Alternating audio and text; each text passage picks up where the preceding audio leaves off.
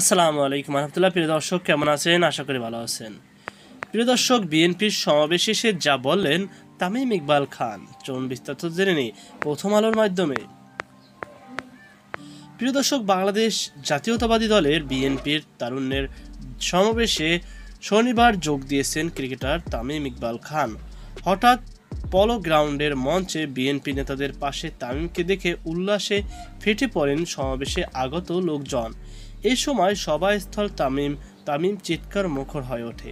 শুধু সমাবেশ মঞ্চে আসীন ছিলেন তা নয়, জাতীয় দলের সাবেক এই অধিনায়ক বক্তব্য দিয়েছেন। চট্টগ্রামের ছেলে তামিম ইকবালের বক্তব্য জুড়ে ছিল স্থানীয় খেলাধুলাকে এগিয়ে নেওয়ার নানামুখী পদক্ষেপের কথা। বেলা ৩টায় চট্টগ্রামের পলো গ্রাউন্ডে বিএনপির ৩ অঙ্গ সংগঠন জাতীয়তাবাদী যুবদল, স্বেচ্ছাসেবক দল ও ছাত্র দলের উদ্যোগে আয়োজিত এই সমাবেশ শুরু হয়। সমাবেশে প্রধান অতিথি ছিলেন বিএনপির মহাসচিব মির্জা ফখরুল ইসলাম আলমগীর।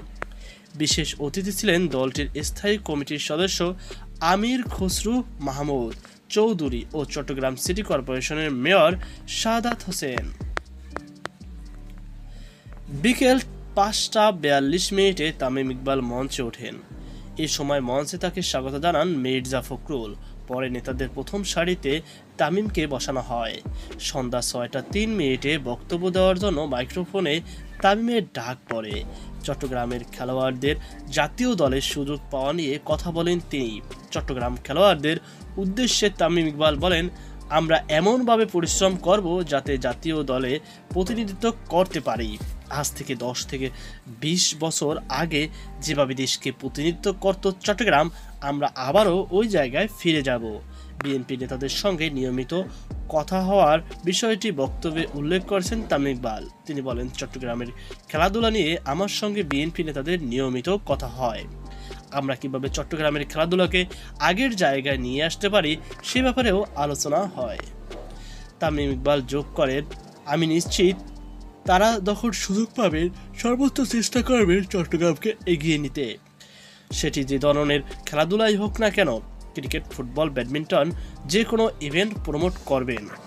পরে নিজের অসুস্থতার কথা উল্লেখ করে বক্তব্য শেষে করেন তামিম ইকবাল। তিনি বলেন, আজ আপনাদের ভালোবাসা পেয়ে খুশি। আপনারা জানেন আমি অসুস্থ, ধীরে ধীরে সুস্থ হয়ে উঠেছি।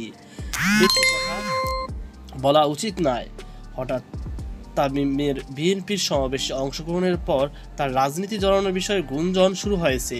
তাহলে কি তামিম ইকবাল বিএনপিতে যোগদান করছেন, কিংবা নির্বাচনে দাঁড়াবেন, নাকি ক্রিকেট বোর্ডের দায়িত্ব পাচ্ছেন?